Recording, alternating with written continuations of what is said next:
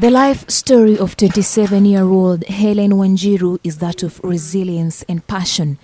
Nothing she has was handed to her on a silver platter, and every day she wakes up determined to live a better life. Her car is her most valuable possession, and she says she does not know what life will be without it. For 5 years, she has worked as a taxi driver. Her routine is the same each morning. First to the car wash before offering any services. So lazima naleta gari car wash every morning sababu client lazima wabebe na kitu safi na lazima uwe msafi pia ndio maana upate clients. As she waits for the car to be cleaned, she opens up about her life and where her passion started.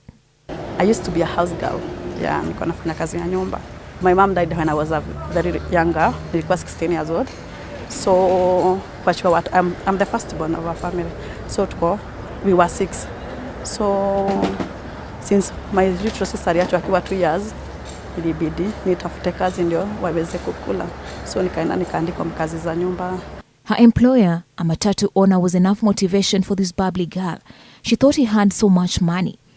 Nikiosha juu niko napata pesa na shindo kwa niko na pesa mingi ajizi mpaka na inafanya sawa. So I wanted to be a driver like him. Helen saved her salary and enrolled in a driving school. She continued saving, and 4 years later, at 22, she got her first car. Nika save pesa na circle. Nilingia circle iko huko kwetu Ushago inajiita Kiabaderi. Nika save nayo, ikanipatia times 3 of my saving. I bought my first car. My first car ilikuwa Vitz. Yeah, pia nikafanya kazi nao, so I bought my second car. Yeah, so nikifika nita place arrival. I've arrived to pick the customer, so the client will also see that niko kwa gate yake. Every day she waits for a call or an alert through an application she has subscribed to before making any movement out of Kiambu, where she lives. On specific days, she has regular clients to ferry who she has to call to confirm their schedule. Her well-manicured hands rest easy on the wheel, and calmly she navigates the road. Client requests a taxi, ataona driver. Okay, if I pick the request, ataona Helen Wanjiru, the car number, and the picture of the driver is coming to pick him or her.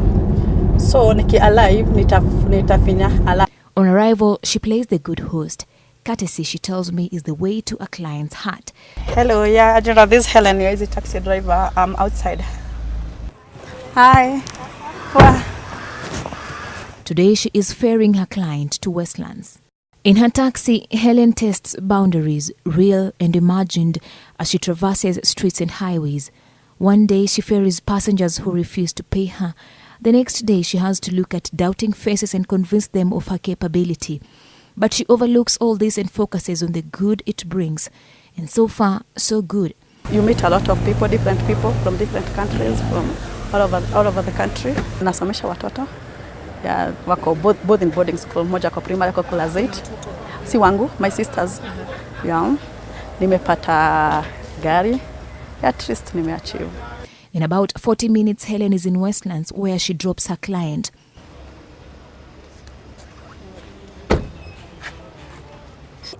I feel safer. Not that I wouldn't feel safe with a man, but just because it's a woman and she can relate with anything. If I'm having a bad day and I have a conversation with her, I feel like she relates more. Just talking to a female generally is more comforting. She loves traveling and sightseeing, and that is one of the reasons she chose to be a taxi driver. With every fare, Helen says she is determined to send a strong message to all women out there. Get out of the house, earn money, and don't rely on anyone. The most important virtue for her is determination, and she says when everything else fails, turn your passion into something that earns you money. In the next 3 or so years, Helen says she wants to venture into farming. Mercy Juma Okande, NTV, Nairobi County.